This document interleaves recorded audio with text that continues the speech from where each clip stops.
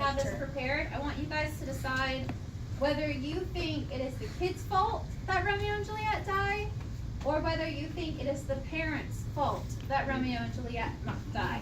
We're going to do this again as we read further, but based on what you guys have read so far, because you've met Juliet's dad, you've met Romeo. We all know who Romeo is in love with, which is Juliet. Thank you for correcting them. I'm sorry. And we all know how it ends thanks to our prologue. So how does Romeo and Juliet end? They kill each other. They die. Okay, so what I want you guys to decide, if you are choosing that it's the children's fault, I want you to go to the back of the room. If you are choosing that it is the parents' fault, I want you to come to the forward. You're going to talk with your group, and then we're going to call and we're going to have a little mini debate. So, up and at 'em. Mini debate. I didn't know that. Romeo and So, Juliet. kids' fault that they die, parents' fault that they die. How are we supposed to figure out? Smart people, where are you going? Most people are going to go to the same side of the room. I think that's Still going their son. That's the parents' fault. They killed themselves. Why did they kill themselves? Because they're unstoppable. Romeo killed himself to start Juliet. I'm going to call on you guys randomly, so make sure that you are part of the discussion. You know what you were going to say. We haven't read it yet. Too cool for school, Jacob? It's pretty dark in here now. It's dark without the sunglasses. All right, we ready? All right, we are going to go for this side of the room first. This is the claim that it is the children's fault that they died. So, Kenny, why is it? Oh, no, Zach volunteered. Zach, why is it the kid's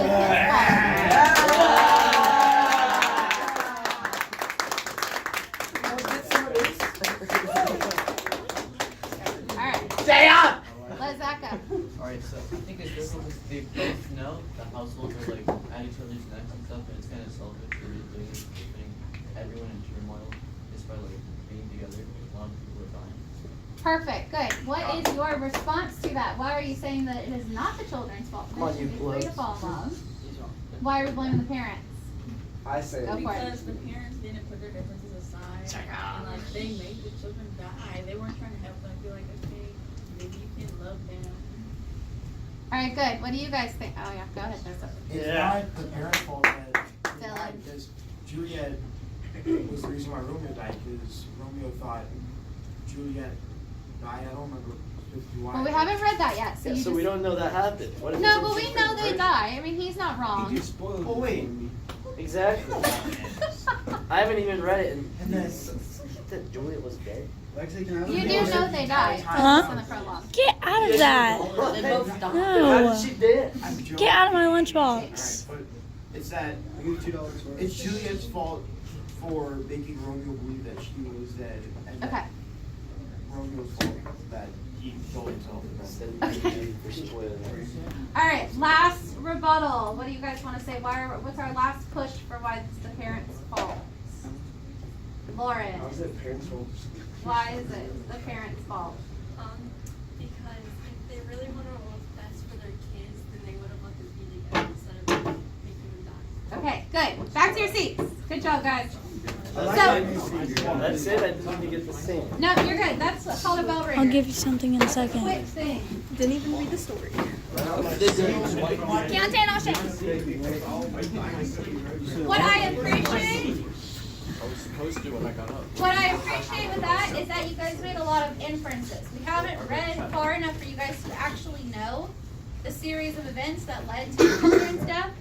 What I got was that my people that blamed the kids thought that Romeo and Juliet should have been more mature, right? Knowing that there's a fight going on, knowing that it was going to end badly because the parents hate each other. My people in support that it was the parents' fault thought the parents maybe should have just given it up. Right? We never even find out why there's a grudge in the first place, so why are you going to make your kids kill each other? There's a lot of factors. You guys are going to change your mind. Probably everybody will switch sides or be on the same side by the end of the story. Right? You're right. That's two choices. Well, it changes. You're going to find out some different stuff about parents, and you're going to find out some different stuff about the kids, and it's going to probably alter your thinking. All right? Juliet, there's Does Juliet go to sleep? Yeah, she does. Juliet takes a short nap. Technical problem. No. Alright. So for those of you that were confused, Acts 1, scene 1. Samson is a servant, Gregory is a servant, Juliet's cousin is Tybalt. Capulet, they're not going to say Mr. or Mrs. or Lady or Lord for the dads. So Capulet is Juliet's dad and Montague is Romeo's dad. A lot of you were trying to say that Romeo was in love with Lady Montague, which is his mother. So, well, he might love her, he's not in love. Huh? I don't know. It's not that kind of a story, for sure.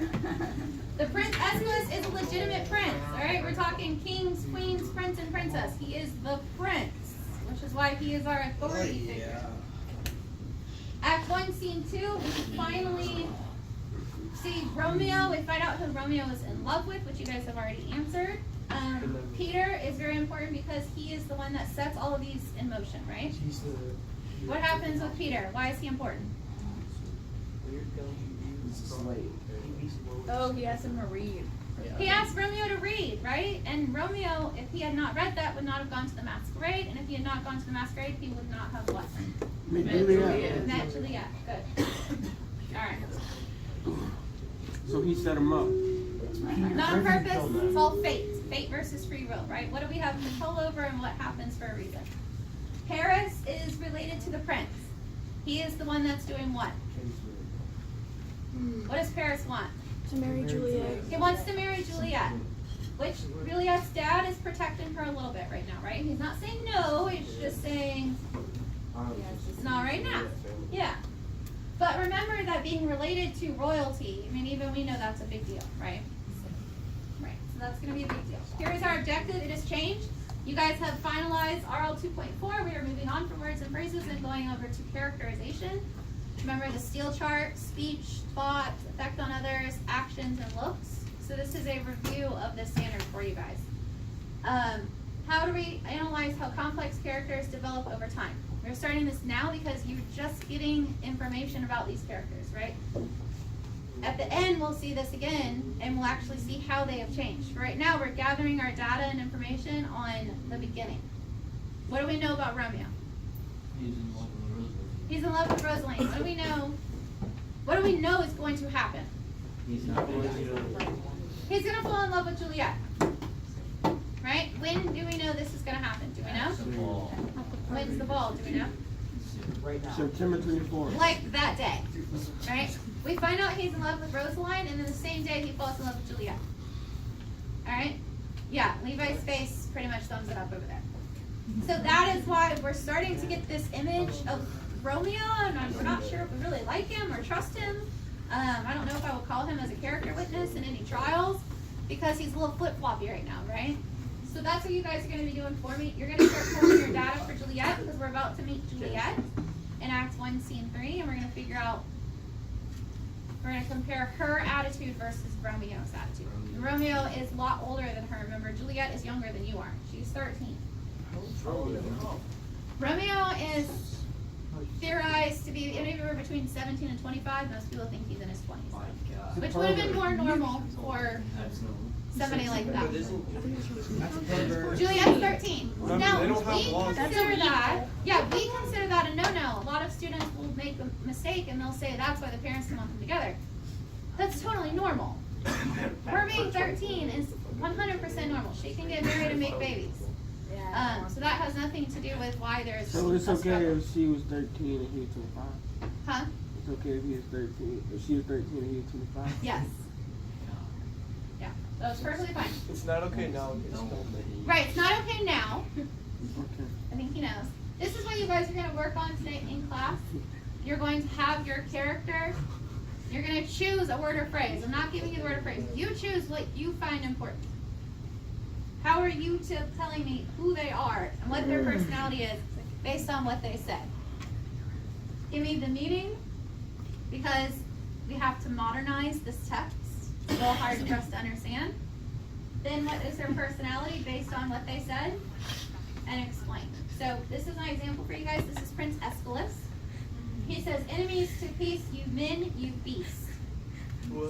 The men are causing problems and are acting no better than if they were animals. His personality based on the fact that he has to say this. The prince's use of these words reveals he cares about his city and people and is willing to resort to violence in order to keep peace. He is tough yet caring. He has no way to do it. It's like a teacher threatening a referral. I've tried everything I can. You just won't put your phone up. Now I have to threaten a referral. I'm silent. Right? It's that last resort. It's all I got left. Explanation. By using these words, the prince is demonstrating his tone as angry and defeated. He can think of no other option to stop the killing other than killing the offenders. So we're going to stop violence with violence, right? We talk about this a lot. Fight fire or fire. She'd yell, stop yelling. It's irony, but that's his last resort. That's all he can do. So this is what you guys are going to work on today. I'm also going to have you guys write an objective summary. This is something you guys need to be able to know how to do. We talked about this, and now I'm going to actually have you guys apply it. If you're struggling with reading, and I think it's because you guys are trying to read word for word, line for line. It's okay if you don't get every word. It's right if you don't know what hither means or morrow. But you should be able to get the gist. Right? I don't really understand language, but I can tell that there's going to be some kind of a party. Right? I don't know why Romeo is quite depressed yet, but I know if he's hiding in his room, he's upset about something. That's what the objective summary is. So you guys are going to do this on the back of your handout so that I can understand that you guys are able to get context clues and read me on the text. Because FSA is going to do this to you. That's why we read Romeo and Juliet. That's why almost all of America reads Romeo and Juliet, because they want to know, we're going to give you something we know you can't read. Can you still answer questions about it? All right? Spark notes. Spark Notes will not be on the FSA, Kenny, but Spark Notes is a student's best friend. It is important to resist temptation to insert evaluative comments. So an objective summary, you guys know what objective means? This book is rainbow. Not Huh? Not opinion based. So if your objective means that you have no bet on those horses, right? But If I have students come up to me and they're asking me about their best friend's relationship, I can be objective. Right? I can tell them from an objective standpoint, somebody who's not involved in this, that's not right that he did that. Or you're overreacting. Right? You just want drama. Objective means that you're not really a part of it. So when you're doing this, you're not saying this is a good story. Romeo made a good decision. That's all opinion. You're literally just telling me the gist of what happened. Alright? So it can be a sentence or two or a paragraph. For you guys, it's probably going to be 2 sentences. You don't need a whole paragraph to give me the objective. We haven't really read a lot yet, right? So I don't need a paragraph. No, if you were giving me an objective summary of the entire book of Romeo and Juliet, the entire play, it would probably be a paragraph. But we've only read 15 pages, so I don't need a lot. Alright, this is what you guys are going to do today. I'm going to give you guys your handout. You're going to pull this stuff for me. I want you guys to start looking at Act 1, Scene 3, because I want you to start pulling that kind of information too. Alright? I'm not having you guys read it. Don't worry, there won't be a pop quiz on Monday. We're going to read more of it together because it's a really good scene. We finally get to meet Juliet. But as for now, I want to make sure that you guys understand this. That's why your assignment is the ending of 2.4 and the beginning of 1.3. Any questions for me? All right.